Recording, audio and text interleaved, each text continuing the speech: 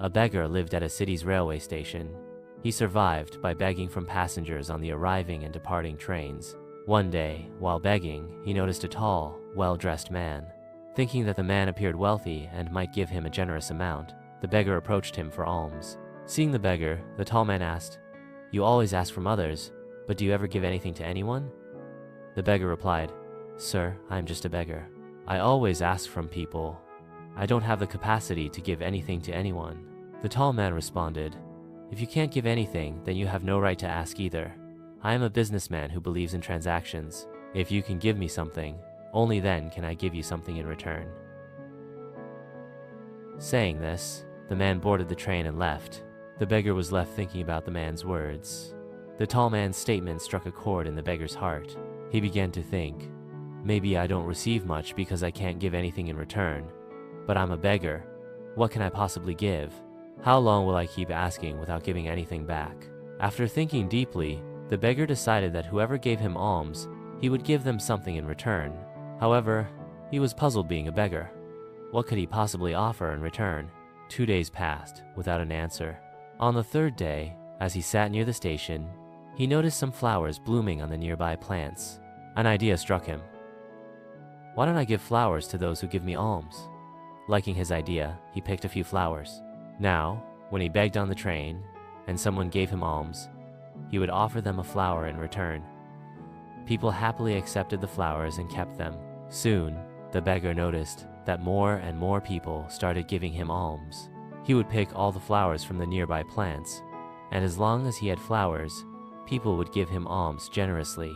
When the flowers ran out, his alms would decrease. One day, while begging, the beggar saw the same tall man on the train, the one who had inspired him to give flowers in return for alms. He immediately approached the man and said, "Today, I have something to give you, a flower.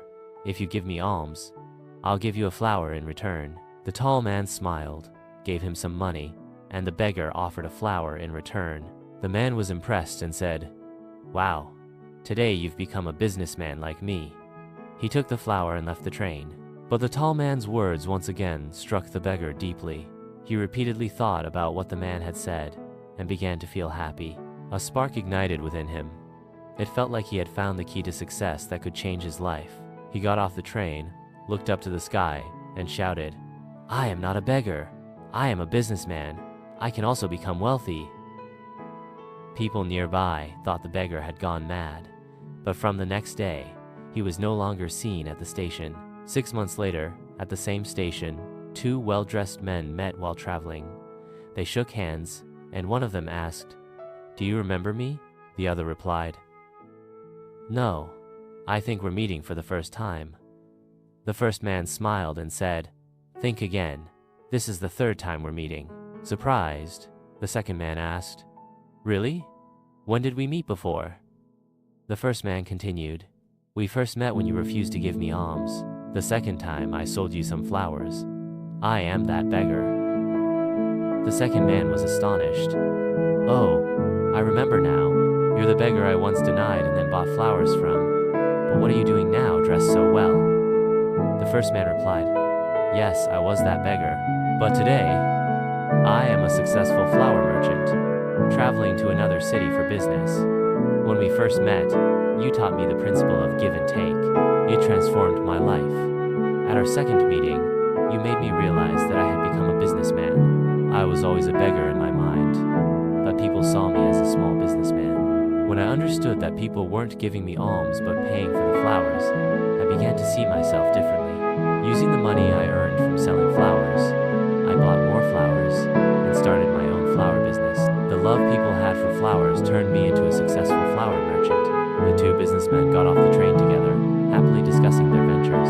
Moral of the story: this story teaches us the power of perspective and self-belief. The tall businessman understood the universal principle of give and take, a principle followed by all successful entrepreneurs.